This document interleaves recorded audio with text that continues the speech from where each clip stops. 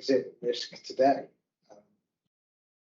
We come back to that question. Is it today, or is quantum the word that everyone just likes to throw around when actually it's not quantum, it's just good cybersecurity? Which everyone should be adopting good cybersecurity hygiene. It's kind of fundamental. I think the threat potentially posed by quantum computers is not going to materialise today, but the considerations, planning, the sizing of the effort, etc., that activity should absolutely. People should be planning for that because it allows them to get onto the front foot.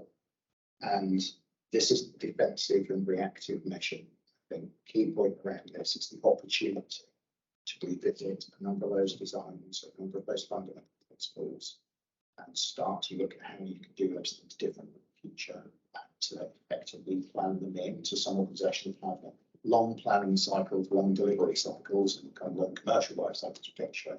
To be able to factor all of those in there and deal with it in a controlled, informed way, which if you put off conducting that effort, will not be done in a controlled, informed way, and will have to turn into a highly responsive, almost an incident response mechanism, which are exciting and dynamic and derive valuable learnings, but are not something people should aim to.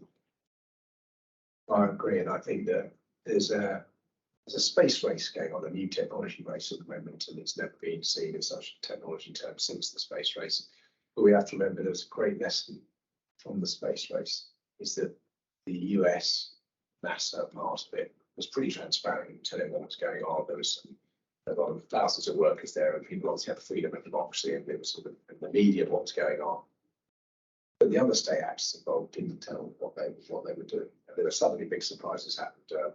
Sputnik being one of them, of course, and at the first event there. So I would just leave it to people's judgment as to whether they think that, bearing in mind Google, IBM, and others have been quite transparent in the Western world. And so are, we mentioned US agencies, especially doing very good forward-leaning publicity on this, which is helping the industry and keeping us guided as to our customers and ourselves. But what about the rest? And I would just put it there. If you are completely relaxed that those other actors are of good purpose and good intent, and there's no risk to your organisation by them not sharing where they are with their quantum evolution, then you can rest easy. If it was me, I would advise it may be wise to talk to those in the industry who might know that history tells us that it's probably best to keep abreast of the likely risks out there. And I think this is one of the biggest ones of our generation. I think it was a threat yesterday. I think it's a real addressable issue today, and I think we will pay the consequences of not getting ahead of it tomorrow. And it's not just about the physical generation of a quantum computer with enough qubits to apply Shor's law in its totality. I think it's the investment that's gone into it. It's the supercomputers that's coming. It's the ability to do data farming.